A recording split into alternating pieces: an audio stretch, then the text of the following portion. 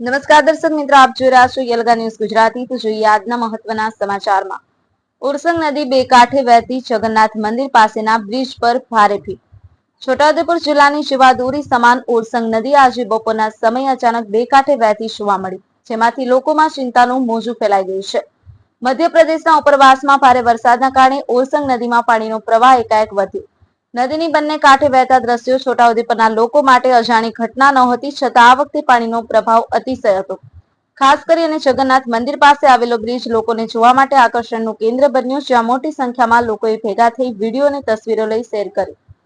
તંત્ર દ્વારા હજુ સુધી કોઈ સુરક્ષા કવાયત જાહેર કરવામાં આવી નથી। વરસાદ ચાલુ રહેશે તો ઓરસંગ નદીના પાણીમાં વધુ વધારો થઈ શકે છે। નદીની નજીકના રહેવાસીઓ અને ખેડૂતોએ સાવચેતી રાખવી અનિવાર્ય છે। લોકો દ્વારા જગન્નાથ મંદિરના બ્રિજ પરથી નદીના વહેણના વિડીયો વાયરલ કરાયા છે। કેટલાક લોકોએ લાઈવ સ્ટ્રીમિંગ કરી અને આસપાસના વિસ્તારની હાલત દર્શાવી છે। બ્યુરો રિપોર્ટ, યલગા ન્યૂઝ ગુજરાતી, રમેશ સત્યની સાથે।